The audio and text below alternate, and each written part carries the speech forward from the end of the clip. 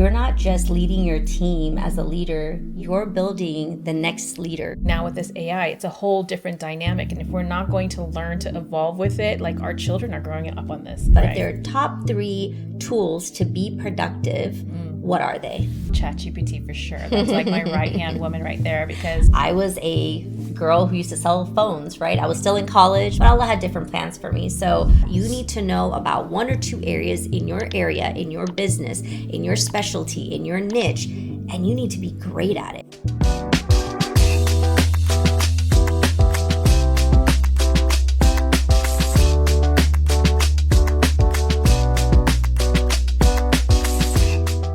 Everyone, welcome back to Spill the Chai. I'm Nazia. And I'm Sonia. Today we're going to talk about how women show up in the boardroom. Now, not necessarily do you have to be in the actual seat of the boardroom. I'm talking about how ladies are continuously showing up at work with men in their workforce, right? Even with women that may have really aggressive type A personalities, or maybe there's like competition between the women. You never know what it looks like. But today we're going to talk about specifically how we show up in our workforce, but also how we continue to help others as mentors to our mentees. Yeah. I think for me, it's been a while since I've been in the corporate world. But besides that, in my business world, I'm there. I've got my team that I help nurture and grow as well. And I think it's so important. I think one thing we were talking about is kind of body language. And I think it goes back to one of our episodes of imposter syndrome to fake it till you make it, right? Yes, that's the saying. And what are some of you were giving me some tips earlier in terms of things that you've learned in some of your leadership courses and things that we should not be doing and the reasons behind it, which I was not aware of. So please do help educate me and everybody and coach me too. Like I'm always open for that. Like that's what I love about our friendship is you all are experiencing this firsthand, right? You're seeing that, for the viewers that may not have seen this from the beginning of the episodes, like we have known each other for over 16, 17 years. But Sonia and I, we never became this close in our friendship. Like my cousin was really good friends with her and is still good friends with her. And I just adored you and admired you from afar. And then, oh my God, I was like, you know what? There's nobody else that I would rather host the show with but you. So it's been a blessing. But I'd love to know a little bit more. So you are obviously a very successful, mashallah, very successful entrepreneur.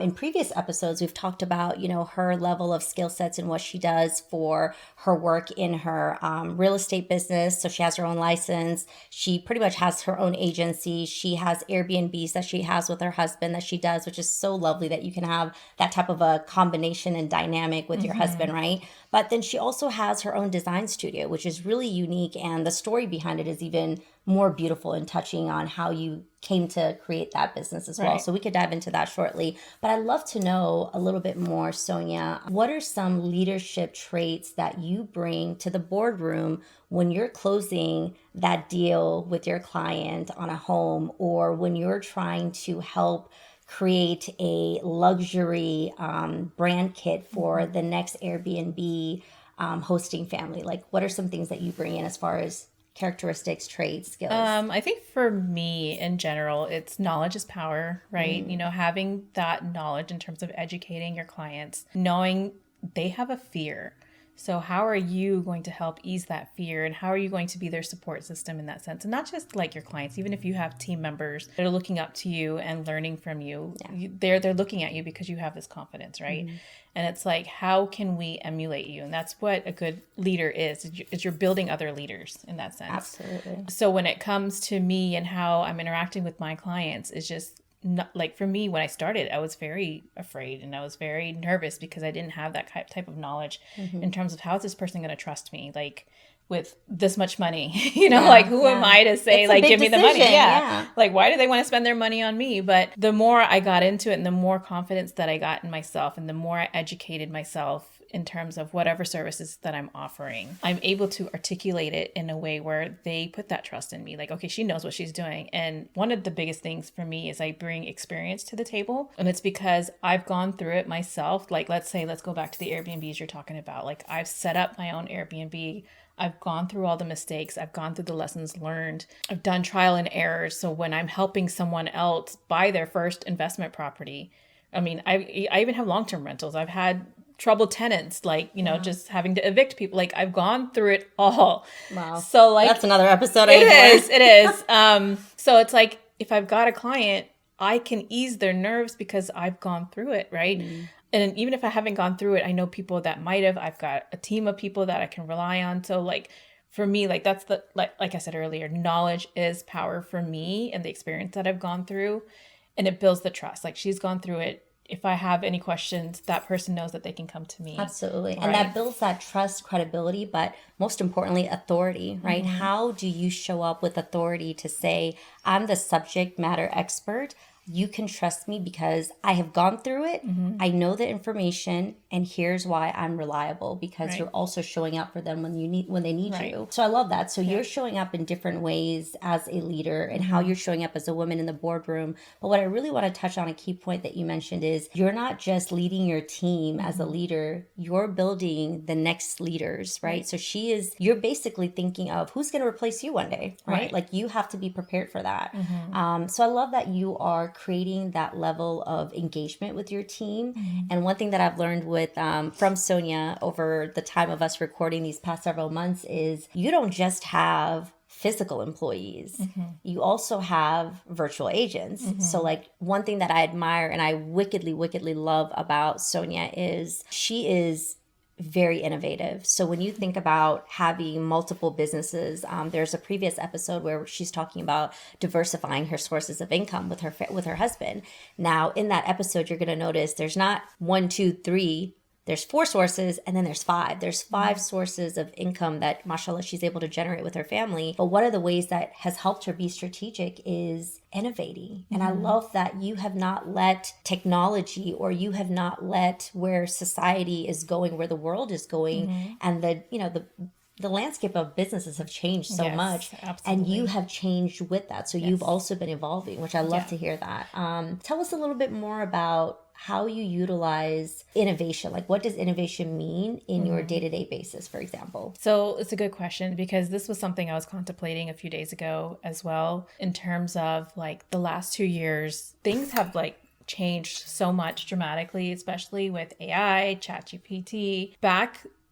Let's say way back when businesses were evolving, you've got like a stable, like a mom and pop shop or a brick and mortar store, right? Where you've got everything, you've got your systems in place, and now you're running your business, right? But now it's so difficult. And this is something that I'm currently going through. Things are changing so fast. And it's like, by the time I've learned the next new thing, it's changed already.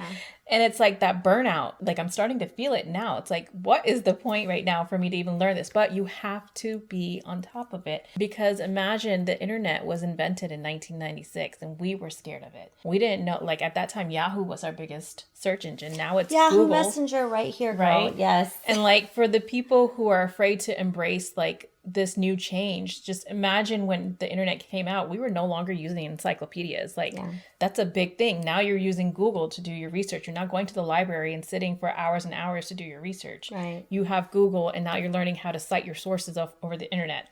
Same thing now with this AI. It's a whole different dynamic. And if we're not going to learn to evolve with it, like our children are growing up on this. So it's so important that we learn to embrace it, as hard as it is, especially for someone who, like me, who's a little bit older and harder to embrace it. It's so important because it helps you keep tabs. Like, I don't want to say keep tabs, but to understand the things that your children are using. Because growing up, I knew internet. My mom did not. So she didn't know what I was doing. It's like a right? similar shift. It's a very, like, yeah. So you have to stay on top of it for the protection and security of your kids. But when it comes down to business, there's so many tools that can help you. And there's so many that I haven't even dived into that I would love to dive into. But when you start thinking like a CEO, you start thinking, how can I delegate these tasks to different people?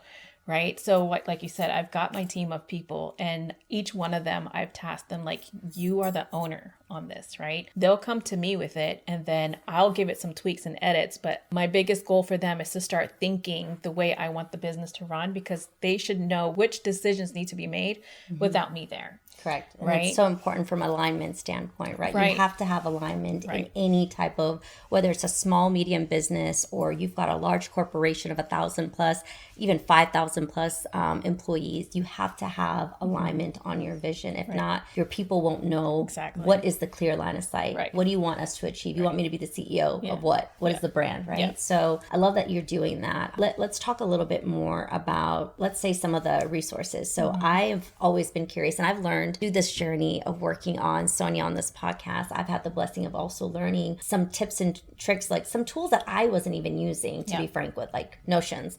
Let me tell you, I cannot live without Notions. Literally all of my businesses, I have I have 4 tabs of Notions, including our Spill the Chai and our video editor. So we have a lot of different projects that each of us are working on. But I'd love to know if you had your top 3 go-to tools, not even necessary applications, but if they're top 3 tools to be productive, what are they? It's a good one. I know ChatGPT for sure. That's like my right-hand woman right there, because I love it. And we know there's Geminis that are watching. We know. That's my husband right there trying to convince me on them Gemini. Yes. There's nothing wrong with the Geminis, but I'm also a Gupta. Yes, I'm sorry, ChatGPT.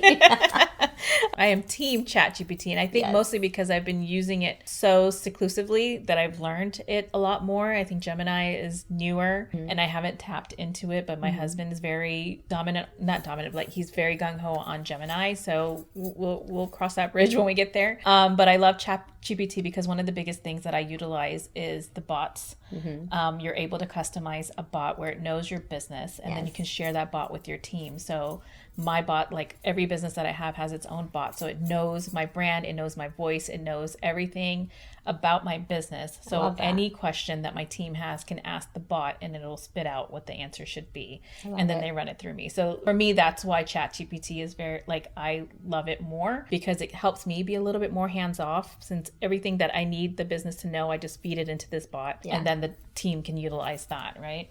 Love it. The other ones. 2 more. I mean, I use my Google Calendar like crazy. I was just going to say, I don't think you could live without your calendar. My Google Calendar for sure, just for personal and business, just keeping me, like, if I lose my calendar, I will lose my life. In that so sense, do you keep your personal and work priorities? I shouldn't, and I kind of use it more of a to-do list, but that's just the way I operate, right? I like to go through my list for the day, and anything that I know I'm not going to get to, I move it to another day. So that's just kind of how I organize my time. Third one, and my husband's going to laugh at this one, is because this is literally Google Sheets is... That's not what I thought you were going to say. No, really? My husband knows everything is on a Google Sheet, like anything about my life or anything like in terms of businesses, because I love that I can have a workbook for this business and I have different tabs for everything, so I can keep everything organized. I can like just write thoughts and notes and just dump my brain into it, highlight things, do different color. Like I love the versatility of it. And for me, it's been my go-to, again, because that's all I know. But now that there's Notion, there's so many things that you can use now tools, too. I just haven't crossed over to it. And once I do, I used to be a very physical, like I have to write everything down. I had a notebook, same. And back before we were married, my husband had gotten me like a digital planner. And I was so mad. Like, no, I have to be able to write it down. But now I'm a digital person and I can't go back. So we learned that on Spill the Chai when we did like the rapid fire of getting to know you a little bit more. Okay, awesome. Well, so tell me about you, because I know you are boss babe. No. Yes, in terms of leadership and the awards you've gotten. Oh, thank you. And all the, like you were just telling me about Verizon and how they've trained you and all these like things that I didn't even know about in terms of leadership and the things to be cognizant about. Tell me some of your experiences and how you've led people. Sure. Thank you. I appreciate that. So before, I used to be in the telecommunications industry. So I came from a background of, I was a girl who used to sell phones, right? I was still in college, but I was selling phones. And this was at, gosh, I'm going to date myself, but this is like early days of cell phone years. Like we're talking about flip phones to QWERTY keyboards. I think this is if when you don't know what a keyboard first. That's when you first met me. When yes. you were still there. Mm-hmm. QWERTY, I was still at that company. Yeah. So QWERTY keyboards, and then you want to talk about the Palm Trio. Raise your hand if you know what that means. But Palm Trio, we went through all of that. And then BlackBerry Storm, let me get your pin. Okay, so I've gone through all of that. So when it comes to technology, I think for me personally, I've been immersed in the tech field for over 15 years. And I proudly say it, and it's crazy because my background is in health and life sciences. Right. So I wanted to become like a hospital administrator, but Allah had different plans for me. So God transitioned me into a tech leader, and I'll shift a little bit more when I speak of this from a leadership standpoint. I get excited about this part because yes, I did win a lot of awards when I was in sales, in my telecommunications industry, and I was just an individual contributor doing my own thing, finishing up college, and I made a lot of good money. And my goal was, hey, I just want to pay off my loans. Like, that's all I cared about. I just didn't want to have debt. So at a very young age, I remember that. Fast forward, I'm in my mid-20s, and next thing you know, I have like all this money. I'm thinking like, what am I going to do next? Like, where do I go from here? No, but I wish I had, and I shouldn't say I wish, I could have done more with that money at that time. Instead, I was making foolish decisions such as buying clothes and buying things that weren't really necessary that lose value. And when I think about commodity, I really should have invested in so many other areas like gold. And real estate. I'm sorry. And real estate. I should have contacted you. Hey, I wouldn't have known that either. Well, through the journeys, as I've got into leadership, right? And I think about women being in the boardroom. One of the ways that I was able to show up was once I became not just a leader by title, but I became a leader amongst my peers. So one of my great leaders, he used to be a director at my previous telecommunications industry, and I was a district manager for him. And I remember how eagerly I wanted to move up in the corporate world. I wanted to move up the corporate ladder. And he just sat down and had a real conversation with me, and he said, when you're going to be ready to be a director, Ray? And I said, when? When your peers can say they want to work for you. I was like, whoa, that's deep. Wow. Yeah, that was deep. And I said, wow, like and he asked me, he said, so think about your peers right now. And I had about 7 to 8 peers at this time. And he said, out of your 7 to 8 peers, how many of them can you say truly will say they want to work for you? And I paused, and this was like a gut check for me. So you want to think about self-awareness and my level of confidence. I was like, oh yeah, they all do. But the second he asked me that question, I was humbled. So quick to say, you know what? I think maybe 1, maybe 1.5, because the other one is like 50-50 sometimes. But it wasn't majority, and that's what matters. Yeah. So from the time that my leader gave me that feedback, I worked my tail off, and I'm a sales leader by nature. Like, that's really what I've always done. So as a sales leader in telecom, I was running multiple store locations. So I was having difficulty with time management, being able to visit all of my stores, being with my employees, but I also had to build this connection with my peers, because it wasn't just about me wanting to move to the next role of becoming a director. It was also, I needed to prove it to my leader, right? I know. I had to prove it to him. Exactly. I was like, I need to prove it to him, but I also need to prove it to myself. Right. Because how can you become a leader unless like people can truly rally behind you, right? It's not just by your words and your actions. People will follow and listen to you. They believe in you. Exactly. Yeah. When they trust you, you have authority and you have credibility. And authority is not, hey, do this, do that. Authority is having that strength, that inner sense of knowing I know what the heck I'm talking about, right? I am the subject matter expert in this field. And I'm not talking about, hey, know a little bit about everything. No, we don't need to do that. You need to know about 1 or 2 areas in your area, in your business, in your specialty, in your niche.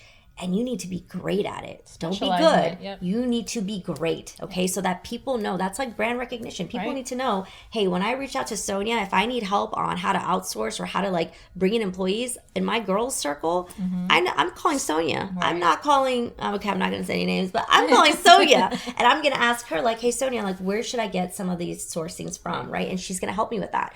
And so it's important to show up as women in the boardroom, knowing what you're talking about, having that sense of fire and energy, but having that ability, like you mentioned, having that strength to say, hey, I'm your go-to person in this field. Right. So for example, we've talked about our businesses in another episode. I've had to shift my focus, right? And I'm building live in front of everyone. There's no secret. There's definitely no gatekeeping in what I'm doing. Mm-hmm. So we've got, mashallah, a successful entrepreneur who has been in the trenches for at least 8 to 10 years now, if not more. For me, I'm starting from scratch. Although I've had the corporate world behind me, I am, and that's the key word, behind me. I'm at a very pivotal point in my life where it's not about not working for someone. I want to be so passionate. When I wake up, I want to feel like I am going to give my 100% in this work because I love it without a shadow of doubt, right? It's not a job to pay the bills, right? Exactly. It's your passion. It's my passion. Right. So I'm running after like my clothing business, which is Modest Shades. But now I've also pivoted from Modest Shades, the things that I have learned, the things that we have learned through Spill the Chai. I have now created a brand new business, which is MSS Studio. So it's Modest Shades Studio.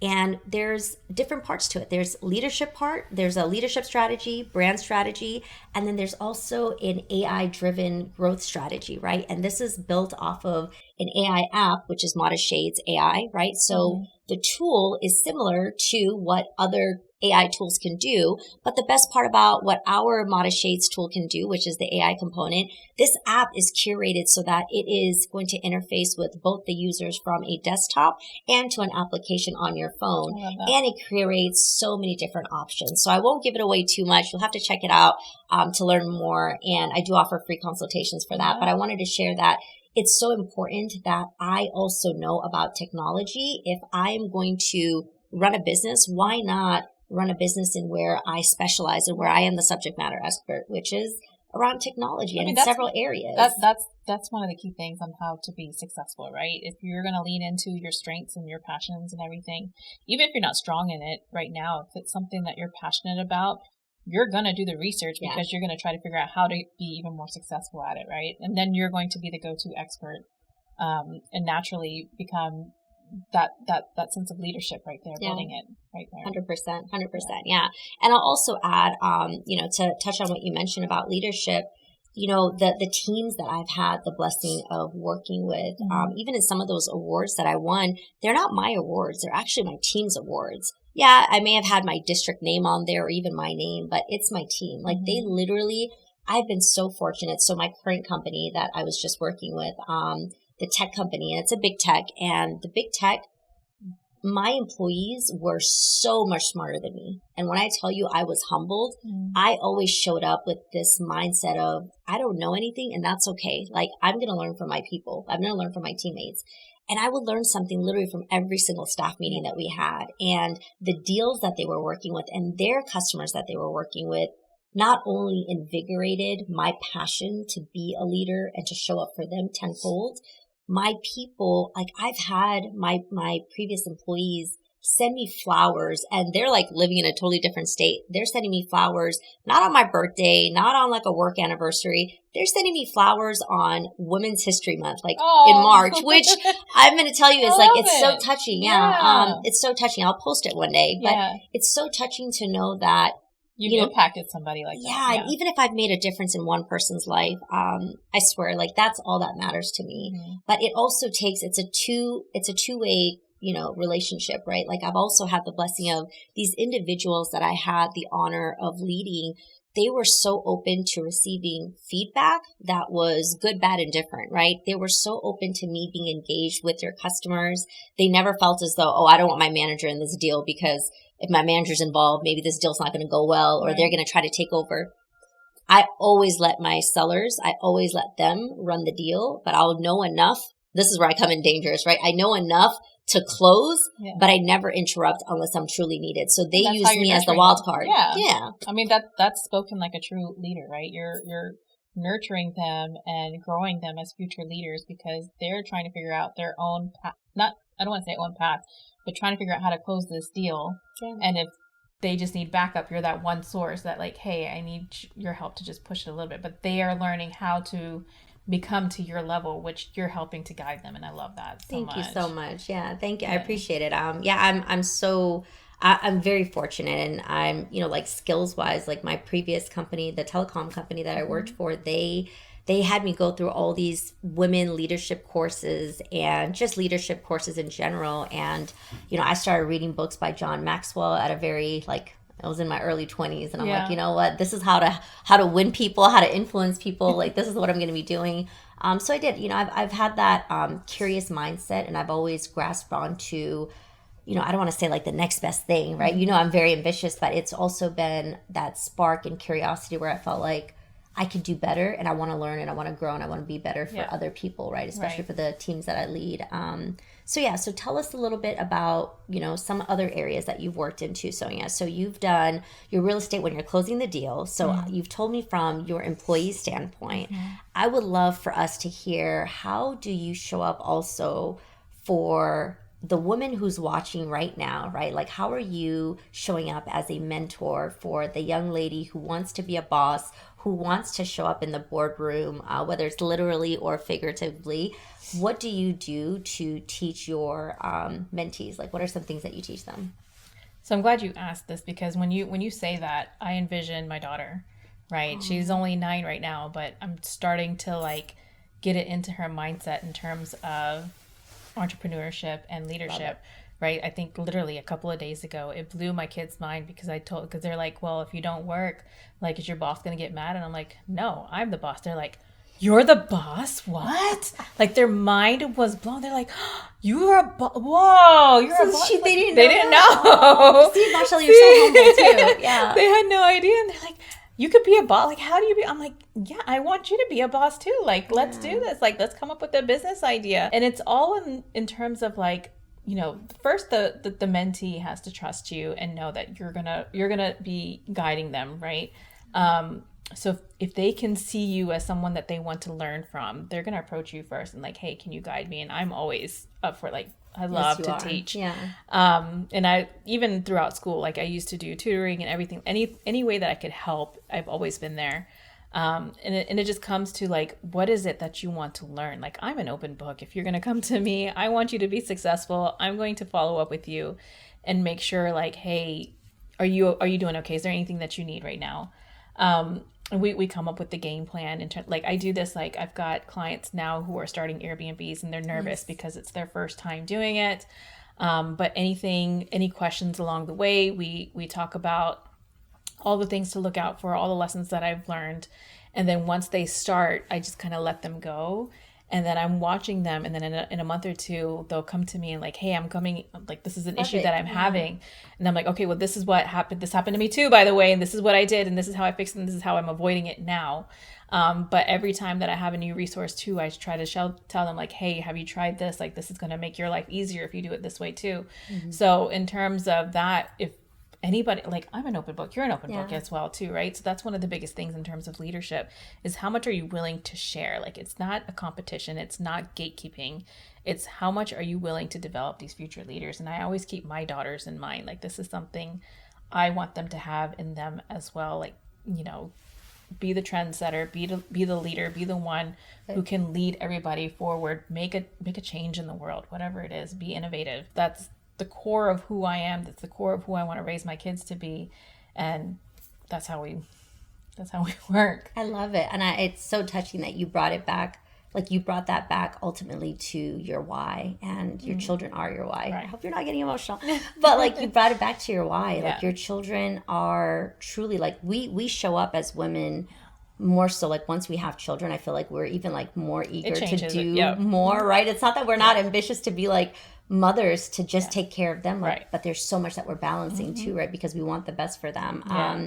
I love that you mentioned that, you made your daughter as an example in the beginning, because it makes me think about the reason why I asked that question about mentorship is, as leaders, again, you can have somebody with a title that says manager, and they're just managing the business or managing the people, aka micromanaging, right? Mm-hmm. Or you can have someone who's a leader even without a title. They could be your peer, because they're still helping you, they're still developing you, they're still coaching you, and they're giving you real feedback to help you get better. It's not just feedback to bring you down, right? It's feedback that's going to help you thrive and be the best, right? And set you apart. So I love that you're cultivating that type of sense of ownership and strength within your children already. Like, they didn't know who the boss mom was.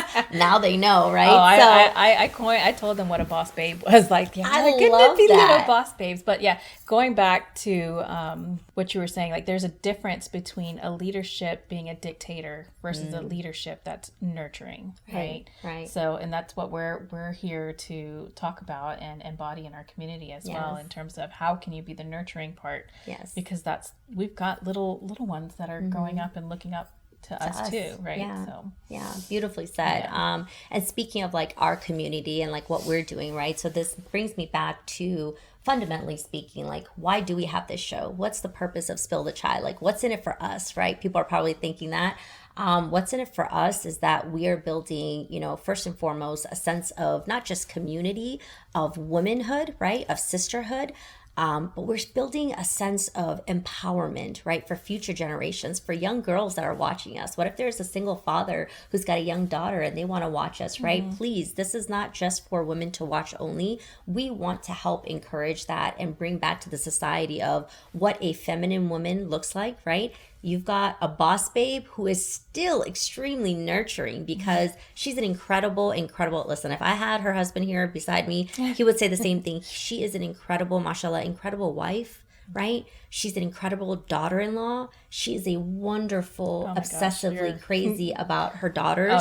And then she shows up how to be a boss. And I think that's one of the biggest strengths that as women that we possess. We have this beautiful, like in Islam, we say fitra, right? Like, we have this inability, this natural state that we can get into where we can shift into the nurturing state. And you mentioned this as a nurturing leader, because it truly does set us apart from where men are. And this is not an episode about men versus women. We empower all of that. Like, most of my employees have been men, and most of my mentors have actually been men as well.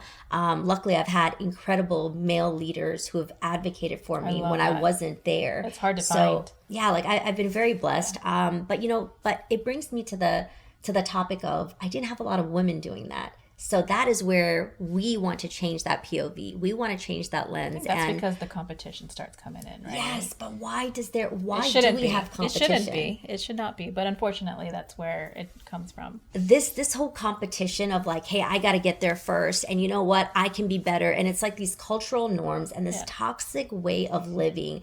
You're only hurting yourself. Yeah. You're only hurting yourself, and you're already creating a sense of branding that people have. Like, when we go to social gatherings, if I've seen a couple of ladies, trust me, and I've been to so many networking events, I'll see some women where I've seen them before. They won't even smile or acknowledge. And that's okay. But that's okay because I'm going to remember, right? So for me, it's about building foundational relationships, but it's also earning a level of trust.